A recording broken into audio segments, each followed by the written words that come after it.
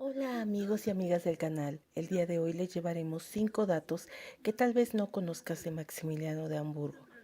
Te hablaré de su vida y no tanto de lo que ya todos conocemos, con lo cual se formó y terminó siendo emperador de México. Así que, empezamos. Número 1. Su vida no fue fácil. Durante su infancia, Maximiliano padecía constantemente de mala salud. Tendía a resfriarse debido a la poca calefacción de las habitaciones del Palacio Imperial de Hofburg, la residencia del emperador austriaco. Maximiliano nació el 6 de julio de 1832 en el Palacio de Schönbrunn, ubicado en las cercanías de Viena, capital de Austria. Fue el segundo hijo de los archiduques Francisco Carlos de Austria y Sofía de Baviera. Además fue nieto por línea paterna del emperador reinante Francisco I de Austria y hermano menor del futuro emperador Francisco José I. Su nombre secular era Fernando Maximiliano José María.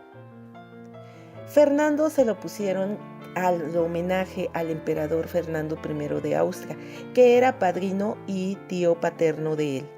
Maximiliano en honor al rey Maximiliano I de Baviera, que pues era abuelo materno, y José María como un nombre de tradición católica.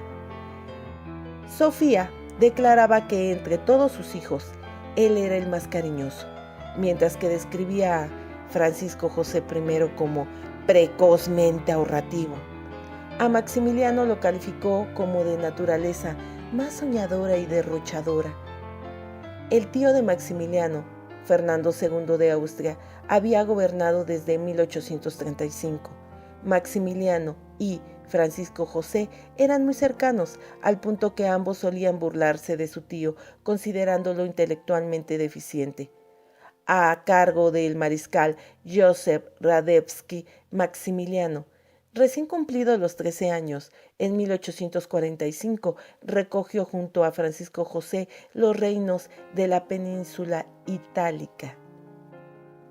Número 2.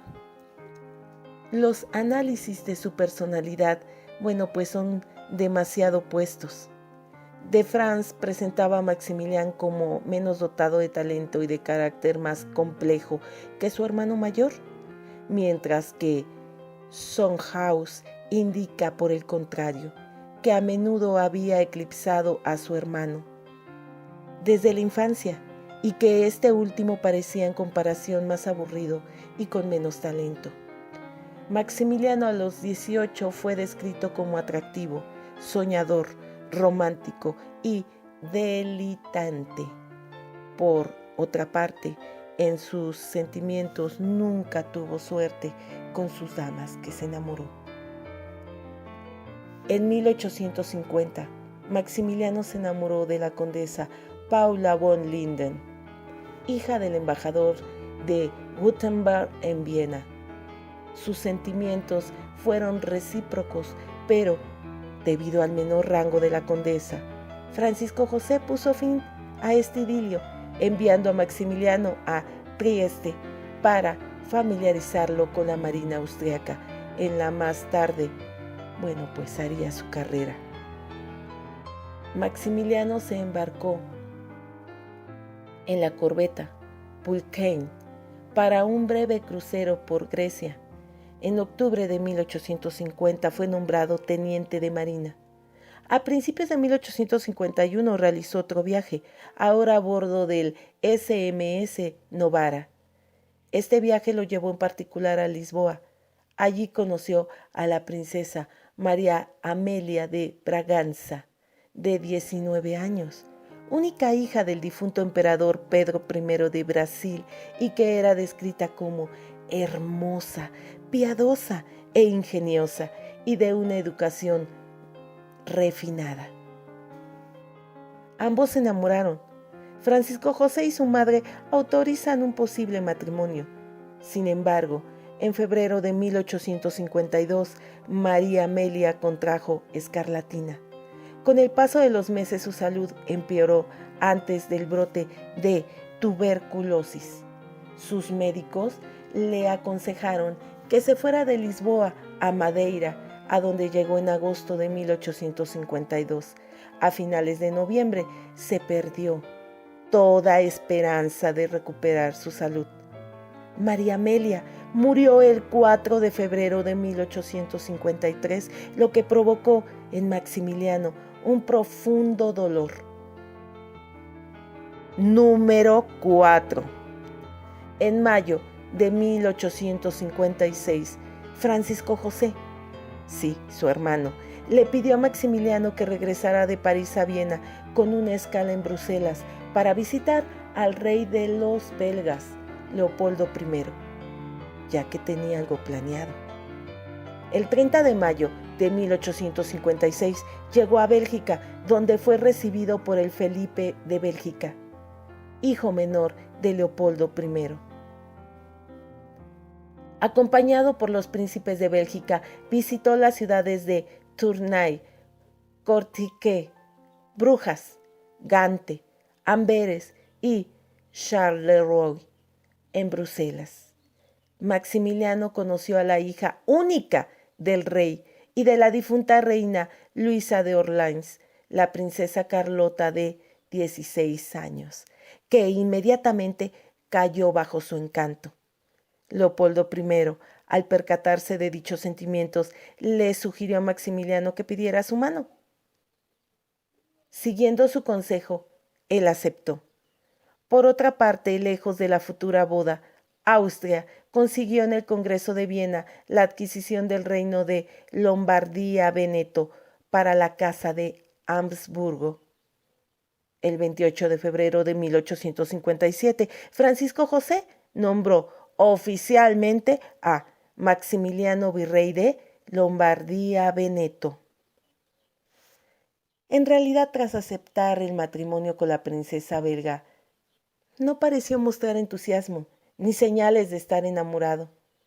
Negoció amargamente la dote de su prometida.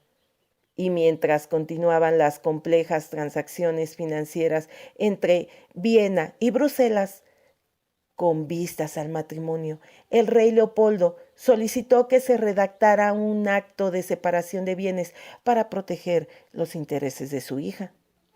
Carlota, que estaba poco preocupada por el arreglo de aquellas consideraciones puramente materiales, declaró: sí, como está en cuestión, el archiduque fue investido con el virreinato de Italia. Eso sería encantador, eso es todo lo que quiero. El compromiso se concluyó formalmente el 23 de diciembre de 1856. El 27 de julio de 1857, Maximiliano y Carlota se casaron en el Palacio Real de Bruselas. Distinguidas casas reinantes en Europa asistieron al evento, incluido el primo político de Carlota y esposo de Victoria del Reino Unido, el príncipe consorte Alberto. La alianza matrimonial aumentó el prestigio de la reciente dinastía belga, que se aliaba una vez más con la Casa de Habsburgo. Número 5. José Francisco I lo eligió personalmente como virrey y luego como gobernador. El 6 de septiembre de 1857, Maximiliano y Carlota hicieron su entrada en Milán, capital de Lombardía-Veneto. Durante su estancia allá, la pareja habitó al Palacio Real de Milán y en ocasiones la Villa Real de Monza. Como gobernador, Maximiliano vivió como un soberano rodeado por una imponente corte formada por chambelanes y mayordomos. Era una persona liberal, hizo muchísimas cosas y mejoró el bienestar de sus gobernantes, pero esto no le gustó ni a José Francisco ni a los italianos, aunque ustedes no lo crean. Políticamente, el archiduque estuvo muy influido por las ideas progresistas del momento. Su nombramiento al virreinato en sustitución del viejo mariscal Joseph Radetsky respondió al creciente descontento de la población italiana por la llegada de una figura más joven y liberal La elección de un archiduque, hermano del emperador de Austria, tendía a fomentar una cierta lealtad personal a la casa de Habsburgo. Esto a la población y obviamente a los que estaban en las posiciones altas no les gustaba. Pero Maximiliano y Carlota seguían sin obtener el éxito esperado en Milán. Carlota hizo todo lo posible por ganarse las simpatías de su gente, hablando en italiano, visitando instituciones benéficas, inaugurando escuelas, muchísimas cosas. Llegó a vestirse como una campesina lombarda para seducir a los italianos. En la Pascua de 1858 vestidos con ropas ceremoniales. Maximiliano y Carlota caminaron por el Gran Canal de Venecia. A pesar de todos los intentos realizados por la pareja, los sentimientos antiaustriacos, que era lo principal para los italianos, crecieron rápidamente entre la población italiana. Aunque, siendo oficialmente el virrey, la autoridad de Maximiliano quedaba limitada ante los soldados del Imperio austriaco, opuestos a cualquier tipo de reforma liberal. Maximiliano fue a Viena en abril de 1858 para pedirle a Francisco José que concentrara personalmente los poderes administrativos y militares, mientras seguía con una política de concesiones.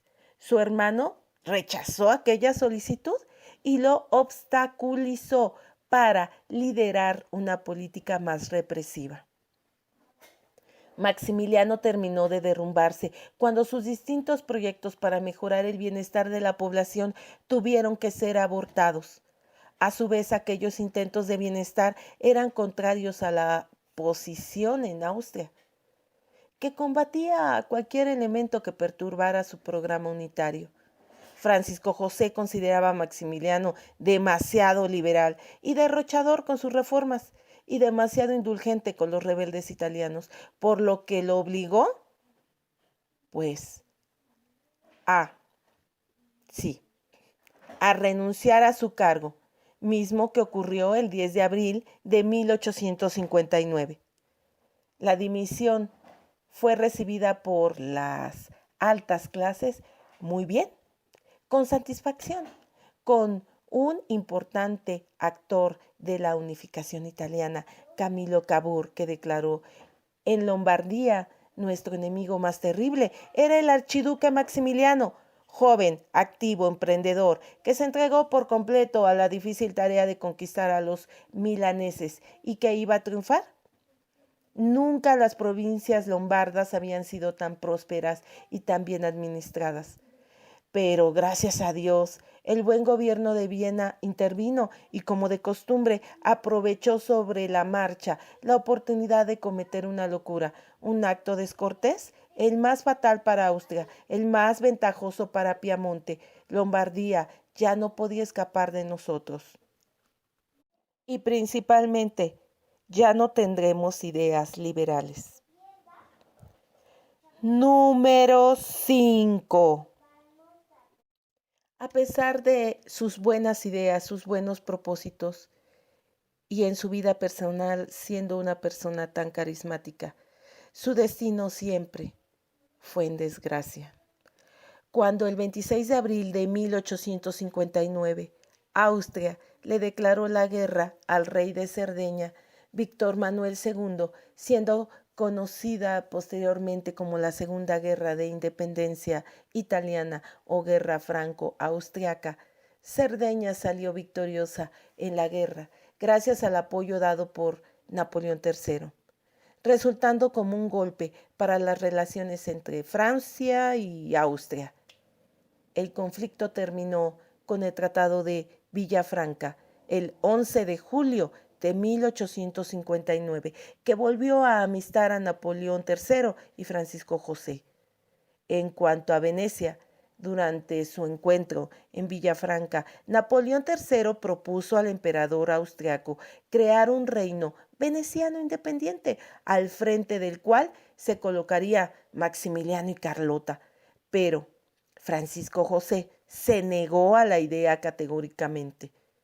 Haciendo esta acción, que Napoleón III pensara para Maximiliano otro plan, que era colocarlo en México. Y cómo sería esto, lo estimaba. Creía en él. Creía que era una persona leal. Es más, lo quería más que su propia familia. Su familia de Maximiliano, ¿eh? Y sabía que le iba a ser leal. Y esperó el momento adecuado.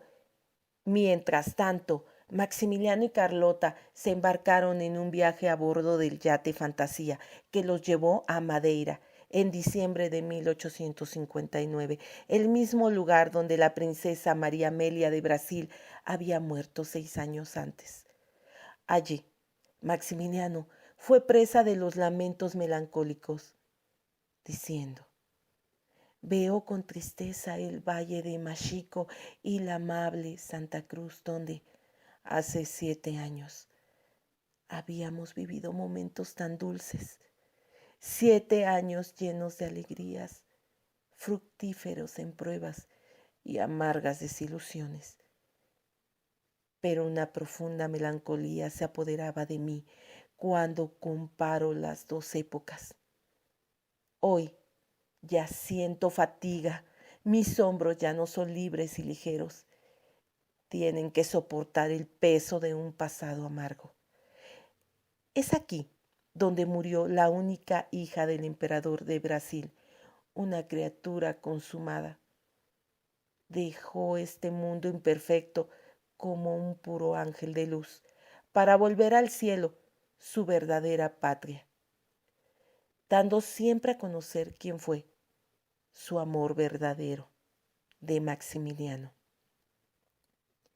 Mientras tanto, Maximiliano y Carlota se embarcaron en un viaje a bordo del yate Fantasía que los llevó a Madeira en diciembre de 1859, el mismo lugar donde la princesa, pues María Amelia de Brasil, había muerto 6 años antes.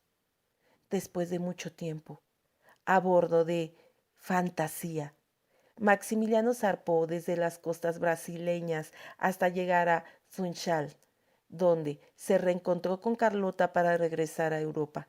Realizaron una escala en Tetuán, Marruecos, en donde arribaron el 18 de marzo de 1860. Ya en Lockroom, Maximiliano dejó a su esposa deprimida allí, mientras escapó a Venecia, en donde se sabe que le fue infiel, pero incluso aquella vida lo cansó rápidamente. Transcurrieron los meses y Maximiliano regresó al castillo de Miramar, donde Carlota regresaría más tarde. Habitarían juntos este lugar casi 4 años más. Carlota le pintó a su familia un retrato idílico de su matrimonio en el exilio dorado, pero forzado, contrario a la realidad en la que el alejamiento entre los cónyuges eran pues muy marcados y su vida marital se había reducido a prácticamente nada. Mientras tanto, en Francia, Napoleón III planeó ofrecer la corona imperial mexicana a Maximiliano, que conocía personalmente y cuyas cualidades apreciaba, como les había comentado. Esta estima era recíproca, como ya se había demostrado por su visita a París en 1856 con el Partido Conservador Mexicano. En julio de 1862, Napoleón III citó directamente el nombre del archiduque Maximiliano como candidato, especialmente porque él estaba ya familiarizado con América por sus anteriores visitas al Imperio de Brasil, la única gran monarquía en el continente. Tras la derrota republicana en México, los conservadores pactaron que se restauraría el tradicional sistema de gobierno en el Imperio mexicano, con lo que se encomendó al Partido Conservador una búsqueda por encontrar un príncipe europeo que cumpliera con ciertas aptitudes para gobernar un territorio tan complejo como lo era México, pues se pedía que fuera católico y además que respetara las tradiciones de la nación, cosa que habían incumplido los gobiernos republicanos, según ellos, debido a las leyes de reforma. Principalmente el cambio radical con la Iglesia-Estado. El 21 de julio de 1864 se formó la Junta Superior de Gobierno, también llamada Asamblea de Notables o Junta de los 35, por sus números de integrantes, siendo su presidente Teodosio Lares, asignado por Frédéric Fauré, ministro plenipotenciario de los franceses. Durante varios meses se discutió sobre posibles candidatos, entre los cuales también se encontraba Enrique de Borbón, duque de Sevilla. Pero, finalmente, como les comenté, Napoleón III volvió a decidir y a proponer formalmente a Maximiliano, debido a que cumplía los requisitos al 100%. Y bueno, amigos, lo que sigue es otra historia, que se las daremos próximamente en nuestro México a través de su historia. Los esperamos en otro video. Ya saben, yo soy Angie G. Los esperamos aquí en su canal de México a través de su historia. Si ustedes gustan algún tema en particular, alguna sugerencia, comentarios, ya saben, estamos ansiosos de leerlos. Y si te gustó el video, por favor, comparte, suscríbete si no lo has hecho y regálanos un me gusta. Nos ayuda muchísimo. Cuídense mucho, por favor, y hasta la próxima. ¡Chao! Hola, suscríbete, chao.